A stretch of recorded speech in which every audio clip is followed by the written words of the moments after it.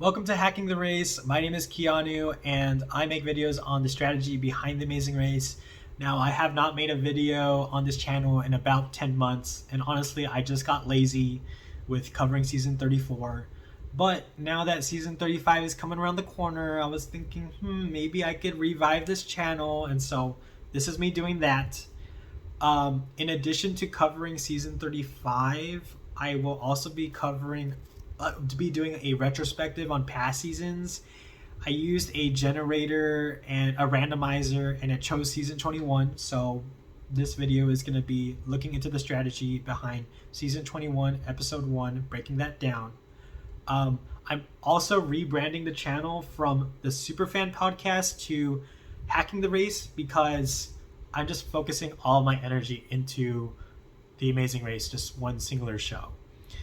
So why am I doing this? The aim of this channel is the same still. I want to focus more on the strategy behind the show rather than just simply recapping episodes, because you'll find that on other channels, but I think what intrigues me the most is figuring out what the most ideal strategy is. I also think, as someone who wants to do the Amazing Race one day, even though the chances are very unlikely, I feel like doing this will sort of compartmentalize, what's the best strategies, the best tips. In that far-fledged dream that I'll ever be on the show, I just want to be a student of the game to be as prepared as possible, even though probably being a super fan and a student of this show may not translate well onto TV. But anyhow, also, if you're a prospective racer, you might find this interesting or a little bit helpful. Now, there are past racers who have made videos, recap episodes of their experience on the show, like Derek and Claire, for example, which will probably be much more helpful. But if you're looking for additional content, why not subscribe to my channel and listen to what I have to say. So what to look forward to is I will be covering season 35. I may do a cast assessment video, and then in addition I will be covering season 21 just randomly. So the breakdown of these analysis type of recap episodes are going to talk about like the airport drama, the strategy behind the challenges, like the navigation, and to end each video I will address the 3 biggest mistakes I saw in each episode and also the biggest take-home lessons from those mistakes. So let's just get started. My first thoughts on season 21 is I haven't watched it in a while, but I thought it was a fairly entertaining season. So the first challenge is this rappelling challenge, and it doesn't seem to make much of a difference. I'm a bit confused on how each team, like the order in which they did the rappelling, because we only see them going from the start line to race for their bags, and then all of a sudden they're doing a rappel. So was it based on whoever sprinted to their bag first got to rappel first? Which seems kind of lame because that obviously just favors the teams who can sprint the fastest. The interesting thing is the airport drama. So there are 2 flights. The first flight lands at 10:50 a.m. in Shanghai, China, and then the second flight lands at 12:05 p.m., which is an hour and 15-minute difference, which is pretty significant.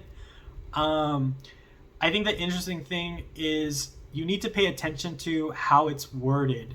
In this case, Phil says that the arrival time is this and the arrival time is that, but there have been times in past seasons where they only tell you the departure time, and the departure time doesn't necessarily mean an earlier departure time doesn't necessarily mean an earlier arrival time.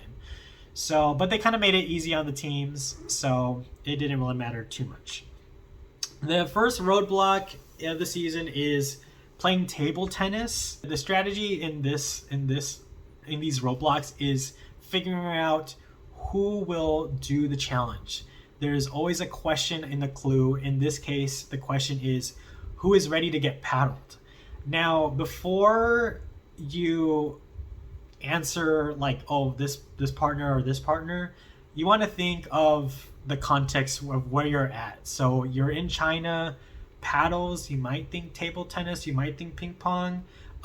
The location of the challenge itself was the Yuanshan Sports Center Stadium, so that should also clue you in. And then lastly, if you just take a look at your surroundings, on the door itself of the building, there was a symbol of a paddle, and then it also said in English table tennis. So there are times where in roadblocks the wrong person does it. So this would have been a good example of choosing the right partner. Whoever is better at table tennis from what you deduced does the table tennis challenge. Now, ultimately, it doesn't matter too much because the challenge looked really easy. And so that's another reason why sometimes the challenges aren't the most important thing in the world. It's more so the navigation, especially in these past couple seasons where you're not relying on taxis, you're relying on self-navigation. But I digress. This second roadblock is the teams have to eat frog fallopian tubes. And the question is, who wants to go tubing? So there's no way you can really, deduce that you're going to be eating frog fallopian tubes from that question.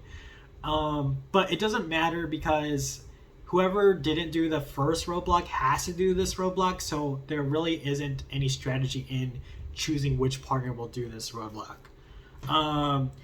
The mistake one team made, which was Rob and Kelly, the monster truck team, is that they did not read the clue. The clue stated that you must use your chopsticks, and Rob just used his hands to eat the frog fallopian tubes. There usually is a additional notes paper, additional clue. And in this case, it's said on there, you must use your chopsticks and you cannot use your hands. So you want to pay attention to the language that says any absolutes. In this case, it was, you don't use your hands. And he probably lost like another 10 or 15 minutes with that. So always read your clue. So the second route info was find the Bund. And the Bund is a 1.5 kilometer stretch of land along this waterfront. And this was by far the challenge that stumped teams the most. It wasn't even a challenge, it was just find the lady. Whenever you have to find someone or something, one thing you should be looking out for is the colors red and yellow. The lady was I believe she was in a red dress.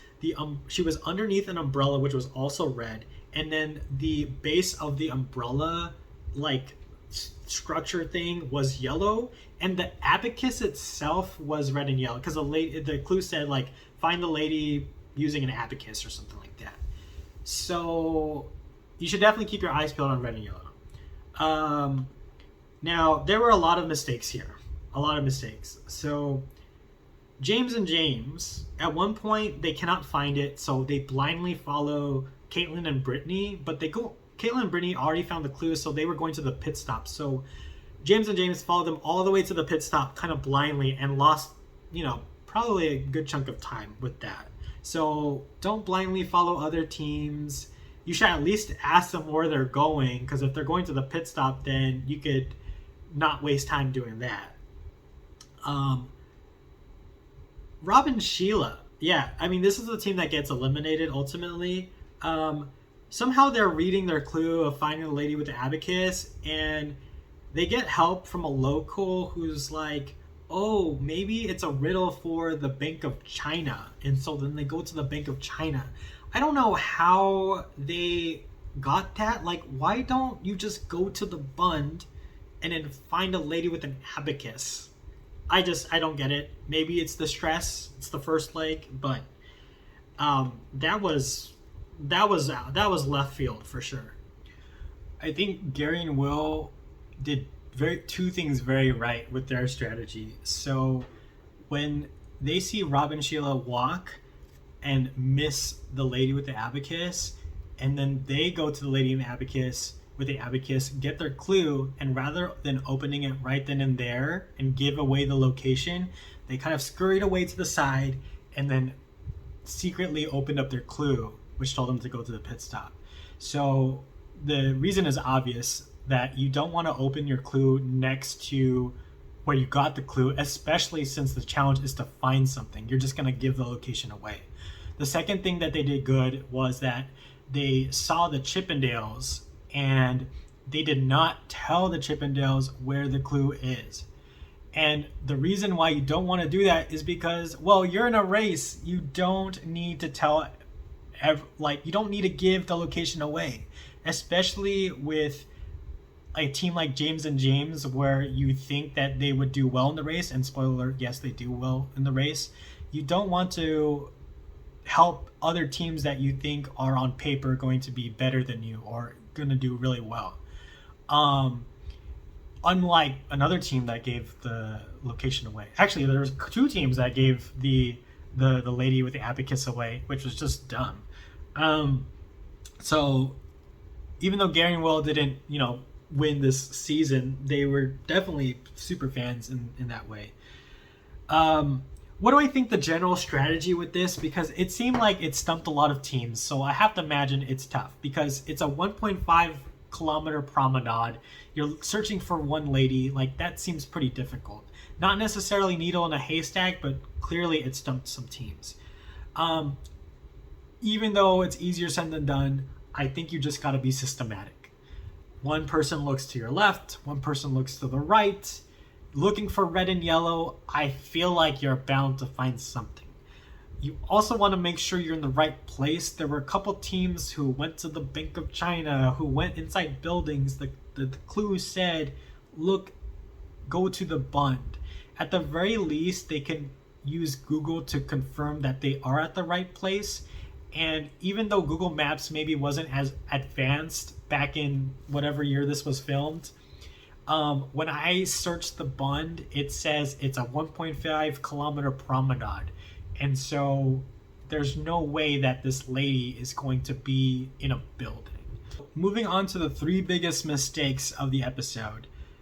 Now, the big twist of the season is double your money. Whoever wins first on this first leg of the race has, and if they get first on the last leg of the race, will win $2 million as opposed to $1 million. So here we have, what's her name? Amy and Daniel currently in first. They found the lady with the abacus. They get their clue. Then come running up, oh gosh, why am I struggling with the names? Then come Ryan and Abby, and they ask, hey guys, where's the clue? And then Amy tells them, oh, it's just like, a couple hundred feet that way. And they lose their lead.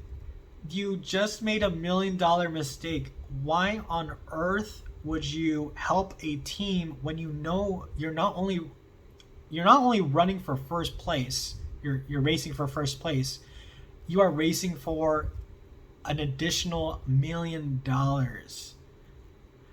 Now, they sort of they blame this on we're just so nice, we're too kind, we can't help it. You're just dumb. That's just what it is. I don't want to mask your niceness for dumbness. So that was definitely the biggest mistake. I could not believe, I thought in the edit that they were going to get first place even though they told the other team where the location of the clue is. No, they actually lost an additional $1 million. Now, they granted they didn't win the Amazing Race, but still, it's the potential. A similar mistake, by the same token, a similar mistake is made by Trey and Lexi. Trey and Lexi, there's like 2 instances in which you do not want to help another team. I think the first instance is if you're racing for first place, and if you're racing to not get last place. So in this instance, Trey and Lexi are one of the last 3 teams. When you get your clue, you can see how many clues are left. When they got their clue, they saw only 2 clues left. So they're essentially racing to not be last. And then they see Rob and Sheila, and then they just tell them, oh yeah, it's over there. Why on earth would you do that? Especially knowing that you're racing to the pit stop. Sure, you may be faster than them, but if you get lost, and they beat you, then that's on you. And then even worse, I think they also tell they oh yeah, Trey and Lexi, not only did they tell the 10th place team, the current 10th place team, they also told the currently in last place team, the Chippendales. Like, what are you doing? Had it not been for Trey and Lexi helping the Chippendales would have absolutely been eliminated this episode because they only beat Rob and Sheila by, it seemed, a minute or two. And James, they got their they did well in the season, so they could have been eliminated. It was just dumb. I don't get it. And it's not even being cutthroat. Like, if you don't tell them information, that's not really being cutthroat. It's just being smart. That's what it is. You're not outrightly lying. Maybe you're omitting information. It just gets me kind of heated, you know. But moving on. The second biggest mistake is not reading your clue. And so this applies to, what are the monster truck team name? Who are they? Oh God. Rob and Kelly. I get confused because it's Rob and Sheila and Rob and Kelly, and they're both like older white teams with, anyways. So, yeah. Read the additional info, like keep the additional info like right in front of you. Pay attention to the absolutes. If it says don't use your hands, obviously don't use your hands. And then for the needle in the haystack challenges, or if we have to find something in this like big field, or you're on the top of the skyscraper and you're looking out, you know, being systematic wins. You may not be the fastest one out of there, but you won't be the last one out of there. And so there you have it. Those are the take-home lessons.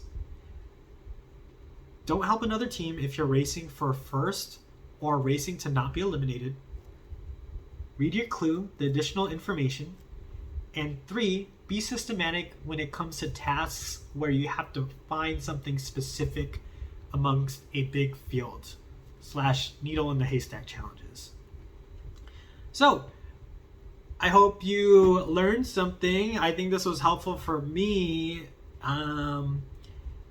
Yeah, so like I said, I will be covering season 35, and then I will also be doing a retrospective on season 21. I do not know how fast I will be with these uploads. I'm just doing this on my free time. But yeah, leave a comment below, say hi. I have not been here for a while, and I know I only have like a few subscribers, but this is something that I think I am happy to be doing. So, all right, everyone, take care.